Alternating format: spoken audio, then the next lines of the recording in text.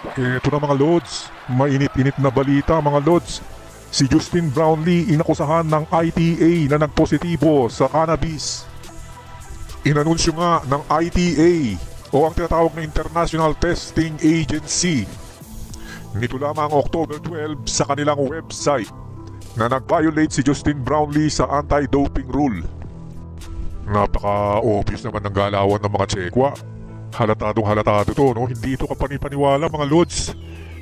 At hindi naman katakataka dahil isa sa board members ng ITA ay Chinese nationality, itong si Pei Ji Chen.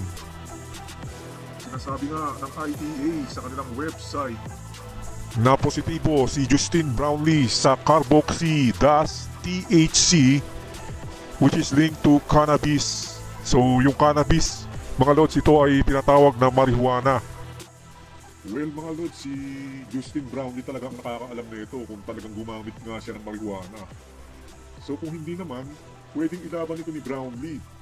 I-apela niya ito sa OCA o yung tinatawag na Olympic Council of Asia.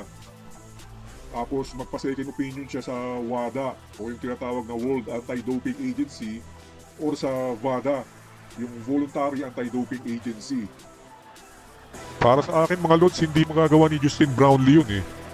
Kasi una sa lahat, wala siyang history ng mga na-involve siya dyan sa mga drugs, maski nung naglalaro pa siya sa college o kahit anong gulong kinasangkutan. Walang ganun na record si Brownlee mga Lods.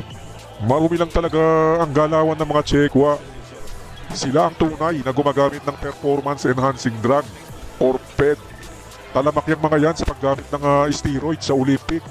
Okay, hanggang dito muna mga Lods. Hintayin natin ang update mamaya.